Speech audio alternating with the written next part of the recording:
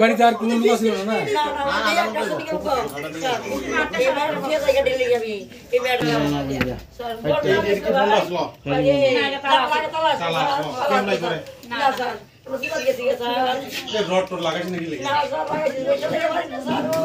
চিন্তা করে বিদ্যাটা বান্দা তুমি কি চাকো বিদ্যাটা ভাঙ্গা ছেড়ে এবারে এটা ইতান করছে চিনে একটা শব্দ আছে না এটা আউস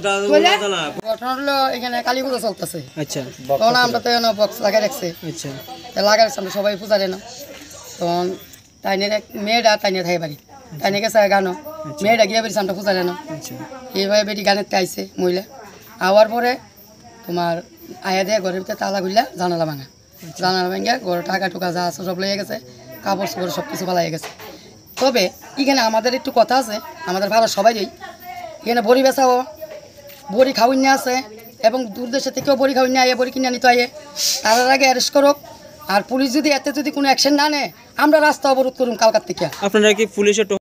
আমি 2-3 দিন সময় মরে ইয়েও করছি জানাইছিও যে বড়ি বেচাও বড়ি খায় কিন্তু পুলিশ সোনামুড়া থানা কোনোদিন অ্যাকশন নিচ্ছে না মানে টহলদারির জন্য যারা নেশার লগে যুক্ত 100% তারা করছে এই মালিকের নাম হচ্ছে মঞ্জু সূত্রধর মঞ্জু সূত্রধর কি করে অঙ্গনারী একটা হেল্পার পুলিশ আমরা একটুই পুলিশের কাছে দেবি যে তারা আয়াও তদন্ত করুক কইরা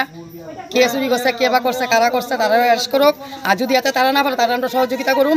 এই পাড়ার ভিতর যারা নেশা করে বা নেশা বিক্রি করে তারা অ্যারেস্ট করুক করার পরে এরপরে দেখা যাক কতটুকু এটা কোন থানার আন্ডারে আছে এটা সোনামুড়া পিএস